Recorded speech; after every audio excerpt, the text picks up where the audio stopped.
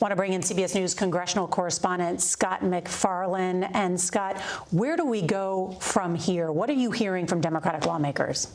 We're watching to see just how many make the plunge today and endorse Vice President Harris. The list is growing, and some of them stand out more than others. Adam Schiff, the congressman from California who is trying to do what Kamala Harris did and serve as senator of California, says President Biden will go down in history as one of the greatest presidents of all time, but that he endorses Vice President Harris.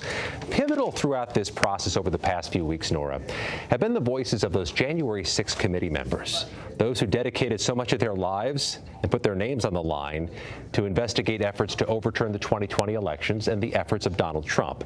They were among those early in the process who called for President Biden to withdraw or pass the torch. And we're seeing them with some of the first statements today saying they're supporting Vice President Harris or that they support President Biden's decision. Also, this statement struck me from Liz Cheney, who, of course, lost in a primary after serving on the House January 6th committee, viscerally opposed and vocally opposed by Donald Trump. She says President Biden's is a courageous decision. It's somebody who put duty ahead of self-interest, which is primary for the continuation of democracy. Of course, Liz Cheney is a Republican who has built quite a platform to talk about Donald Trump and to talk about the preservation of democracy. And I want to add another note here because it's coming up on us.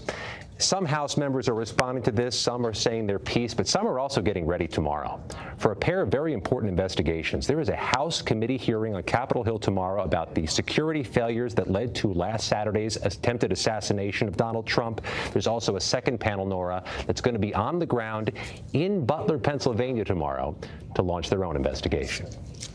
That is an excellent point, Scott MacFarlane, our congressional correspondent. So much going on in this presidential contest, as well as the investigation underway into what happened in that attempted assassination of Donald Trump. Want to bring in Joel Payne. He's a CBS News political contributor and Democratic strategist. Joel, what is happening now inside the Democratic Party? Will they unite behind the vice president?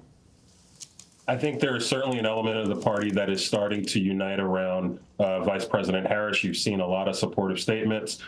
There is some tension out there about others who might want an open primary process. By the way, Nora, I think part of the reason why we maybe were delayed in President Biden's decision that he reached today is because of this eventuality on the other side of this decision. Do you unleash chaos by potentially opening up a very ugly, nasty primary?